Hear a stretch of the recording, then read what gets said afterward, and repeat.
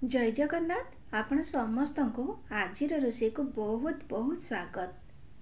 आज रोषे रे आज आपण मानक सहित मु गोटे नुआ प्रकार रेसिपी शेयर करी। से रेसिपीटा आम नुआ नुह प्राय ओडिया लोकों घरे से बना जाए। जितेबाला आम घरे परिबा न थाए आम प्राय नड़िया बरा तरकारी हो कि छेना बरा तरकारी हो कि सोयाबीन तरकारी हो जहाँ भी बन दी था। आज आपण मानक सहित मु छेना तरकारी रेसिपी शेयर करी। आपण माने तो घरे बहुत थर बनै थिबे। आज मु केमती बनाए घरे सेटा आपण मानक सहित शेयर करूची। आपण माने वीडियो को शेष पर्यंत देखंतु। आपण को निश्चित आज रही छेना तरकारी पसंद आसीबो। ताहले चलंतु आज रेसिपी छेना तरकारी आमे आरंभ करिबा। छेना तरकारी बनेबा आगरु मु आपण मानकु गोटे टिप देबा पई चाहूची। जेतेबेले क्षीर आपण माने गरम करूचंती जो जगाटारे क्षीर गरम करने नौकरी से अल्प टिके पानी दे दिंतु आउे क्षीर को देकी ताको गरम करंतु। देखिए आपणकर क्षीर जो तले लगी जाए सेटा बिल्कुल लगभनी। एटा मु भी परीक्षा करिछि आपण मानक सहित शेयर करिनेली। आपण माने भी निश्चित ट्राए करंतु। एठी मु सेथिर अल्प टिके पानी देकी आधा लिटर क्षीर को देदेली। गैस ऑन करके क्षीर को एठी मु फुटवा पई छाड़ी देइछि। क्षीर ये आमर बढ़िया भाव में फुटवा निहाती आवश्यक। आउ जितेबाला क्षीर छिंडेबे आपण छेना गैस फ्लेम को पूरा ऑफ करंतु तापर छेना छिंडांतु। एठी आपण माने देखि पारुथिबे आमर क्षीर एठी मु जो बसैथिली सेटा भल भाव में एठी फुटी गलानी। एबे गैस फ्लेम को मु एठी ऑफ करूची। आउ तापरे सेथिरे मु लेंबू रस देकी ताकू छिड़ेबी। आपण माने जेतिक लेंबू रस नौचंती सेतिक पानी नियंतु। जेतिक भिनेगार नौचंती सेतिक पानी नियंतु। लेंबू रस हो कि भिनेगार देकी आपण माने क्षीर को एठी छिड़े पारिबे। एठी मु लेंबू रस देई दोउची। जेतिक आपणकर आवश्यक पड़ुची लेंबू रस कि भिनेगार सेतिक देकी आपण छेना को छिड़े पारिबे। नहेले आपणकर छेनाटा एठी टाण हो जिवो जदि आपण माने बेसी लेंबू रस देई दउचंती। एठी देखंतु मु लेंबू रस देई सारला परे आपण माने देखि पारुथिबे क्षीर हमर एठी छिड़ी गलानी। पानी आउ छेना हमर एठी अलगा हे गलानी। एबे मु ताकू छाणी नउची।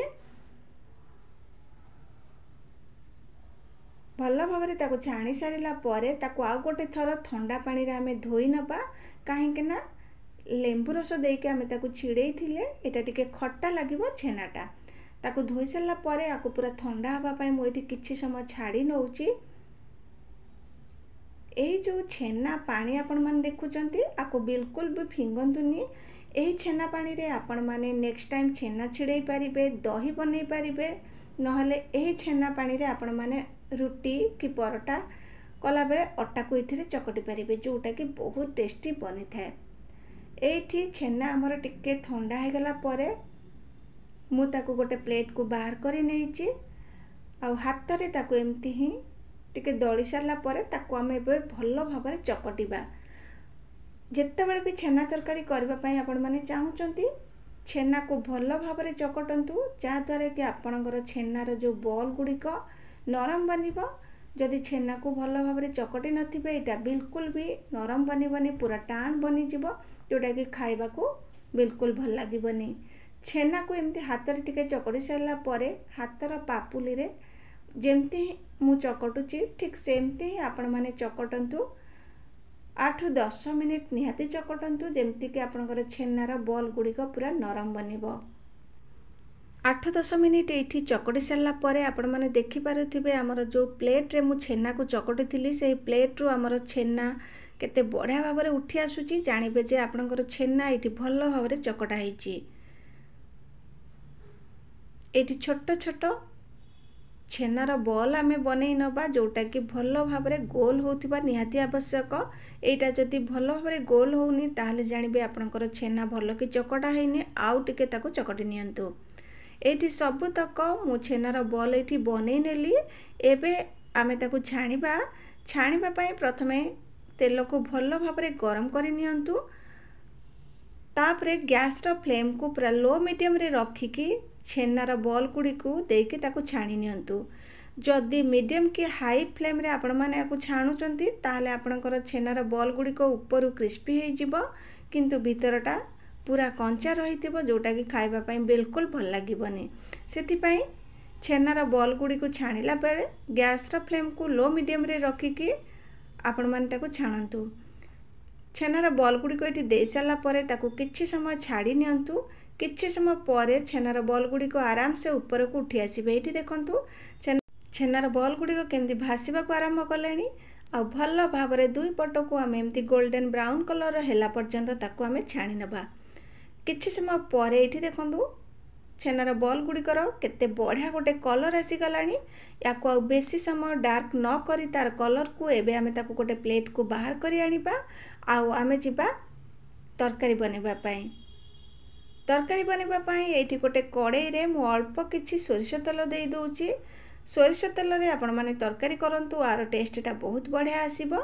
तेल भल भाव में ये गरम हो गला पर सेथिरे जीरा दे देली, तेजपत्र, दालचीनी, गुजराती, लवंग को दे देली। ये टिके भल भाव में फुटीगला पर तार बहुत बढ़िया बास्ना आसी थाए। तापर सेथिरे आमे दे देबा पियाज। एटी गोटे मीडियम साइज रो पियाज नेइथिली जो थरे मु फाळे पियाज एठी चुन चुन करी काटिके रखिथिली ताकू दे देली। आउ फाळे आमे मसला रे बनेबा। एठी पियाज भाजी हला भितरे चलंतु आमे गोटे स्पेशल मसला बनै नबा जो थरे कि मु पियाज, टमाटो, सेथिरे अल्प किछि गोलमरीच दे देबा, आधा चामच जीरा दे देबा। तरकारी रो भल कलर आसबा पई एठी मु अल्प किछि काश्मीरी लंका गुंड देकी सेथिरे अल्प टिके पानी देकी तार मसला पेस्ट बनै आनुची। जेतेबेले भी आपण माने तरकारी बनाउचंती तार जति बढ़िया कलर आनिबा पई चाहुचंती ताले जेतेबेले मसला बाटुचंती सेथिरे आपण माने काश्मीरी लंका गुंड गोटे चामच देकी बाटी नियंतु। देखिबे तरकारी रो कलर बहुत बढ़िया आसीबो। मसला हमर एठी रेडी हे गला। एबे देखंतु जो पियाज भाजी थिले से भी हमर एठी बढ़िया भाव में भाजी हे गलानी। एबे सेथिरे गोटे चामच अदा रसुण रो पेस्ट दे दोउची। अदा रसुण रो पेस्ट दे सारा पर तेल सहित ताको भल भाव में प्रथमे टिके भाजी नियंतु जेमती कि तार कंचा स्मेल पळैबो। तापरे आमे सेथिरे बनेकी रखिथिबा मसला बटा को दे दबा। देखि पारुथिबे मसला बटार कलर केते बढ़िया आसीची। अल्प किछि पानी दे देली। से मसला जार लागिथिला ताको भल भाव में धोईकी से पानी को दे देली। अल्प टिके हळदी गुंड आउ किछि मसला एथिरे न देकी एबे आमे मसला को आमे कसी नबा। गैस रो फ्लेम को मीडियम रे रखिकी भल भाव में आकु गोळेकी 5 रु 6 मिनिट मसला को कवर करिकी किछि समय सिझिबा पई छाडी दबा। मझिरे गोटे रु 2 थर आमे मसलार कवर को बाहर करिबा आउ ताको चेक करिबा काहेकि ना हमर मसला तळ लागि जाई थाए। एठी देखंतु 5-6 मिनिट परे मु मझिरे 2 थर ताको गोळेई थिली। आउ देखंतु तेल एठी मसला रु छाड़िलानी। आमर मसलार बास्ना बहुत बढ़िया आसिलानी। मसला एठी आमर भल भाव में कसी हे गलानी। एबे सेथिरे आमे देई देबा गरम मसला आउ स्वाद अनुसार एठी मु लूण देई दोउची। भल भाव में एठी ताको आमे गोळेई नबा। मसला आमर एठी बढ़िया भाव में कसी हे गलानी। एबे सेथिरे आमे देबा पानी। आपण माने एठी गरम पानी दियंतु। तरकारी रो कलर बहुत बढ़िया आसी थाए। जेतिक पानी आपण माने रखिया पई चाहुचंदी से हिसाब रे पानी देकी ताको भल भाव में गोळेकी गैस रो फ्लेम को मीडियम रे रखिकी 3 रु 4 मिनिट को फुटबा पई छाडी दबा। पानी भल भाव में फुटी गला परे सेथिरे छाणी के रखिथिबा छेनार बॉल गुडी को देकी आउ 2 रु 3 मिनिट आमे ताको लो फ्लेम रे फुटबा पई छाडी दबा। एही छेना तरकारी खाइबा को प्राय समस्त को ओडिया घरे पसंद आसी थाए। आपण माने तो बनै थिबे। मु केमती बनैली सेटा आज आपण मानक सहित शेयर करूची। आपण मानक निहाती भलो लागिथिबो आजिर भिडियोटी। आजिर भिडियोटी जदि आपण मानक भल लागिथिबो ताले भिडियो को लाइक, शेयर, चैनल को सब्सक्राइब करि नेबे। एठी देखंतु 2-3 मिनिट परे हमर तरकारी बढ़िया भाव में फुटी जाइची। छेना बॉल गुड़िक मसला रे भल भाव में एठी सिझी जाइचंती। जदि धनिया पत्र अच्छी ताले ऊपर टिके धनिया पत्र देकी ताको गरम गरम भात सहित खाआंतु। देखिबे बहुत बढ़िया लागिबो। पुणी देखाबा नुआ एक भिडियो रे। जय जगन्नाथ।